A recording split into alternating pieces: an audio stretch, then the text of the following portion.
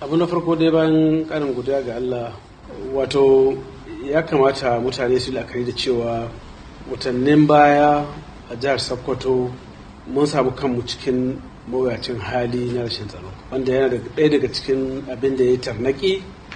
Duk da ko abokanan nema na wannan matsayin sun fara shiga jama'a, amma na ga bai dace ba, sai da yanzu muke ganin alhamdulillah sha'anin tsaro ya fara yin sauki.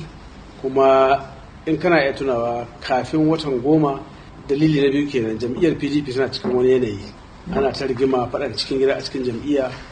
To a wannan lokacin ta jam'iyyar za mu yi mu ga yadda za mu yi mu farfaɗo da ita, ko kuma a'a za mu zo muna ta yawo na cewa muna neman matsayi a cikin jam'iyyar ne. To waɗannan dalilai su suka zama kamar tarnaki a kan rashin fitowa, musamman na mu fara tuntuɓa a wannan gaba, wannan marra ta jira 2023 na abin da ake ta magana na takarar shugaban ƙasa.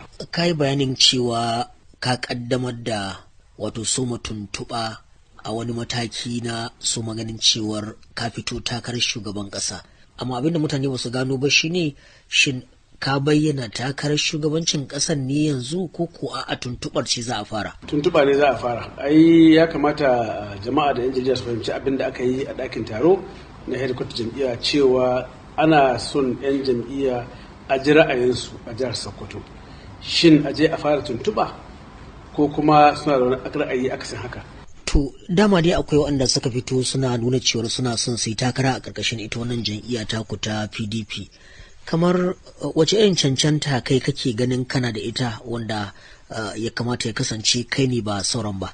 To ka yi min tambaya mai waya, saboda ba al'adar mu bace, musamman ni dai a tarbiyyar da nake da ita, a ce a yi mutum tambaya na cancanta shi. Amma da yake zamani ya kawo wannan, zan baka ansa da cewa abu na farko dai, ni tun tashi na aikin da na fara a rayuwata shine aikin lauya, kuma na kai ga matsayi a cikin aikin lauyan nan wanda ake ce ma life venture, wanda ina daga cikin manyan lauyoyin cikin kasar nan waɗanda ke a cikin wannan dandali na manyan shugabannin manyan lauyoyin Najeriya, wato body of benches, a ɓangaren shari'a kenan. A ɓangaren sha'anin majalisa, wato in ka lura, in kana tunawa, to hijira 2003 ina majalisar tarayyar Najeriya, aka zaɓe ni karo na farko, aka zaɓe ni karo na biyu hijira 2007, aka zaɓe ni karo na uku hijira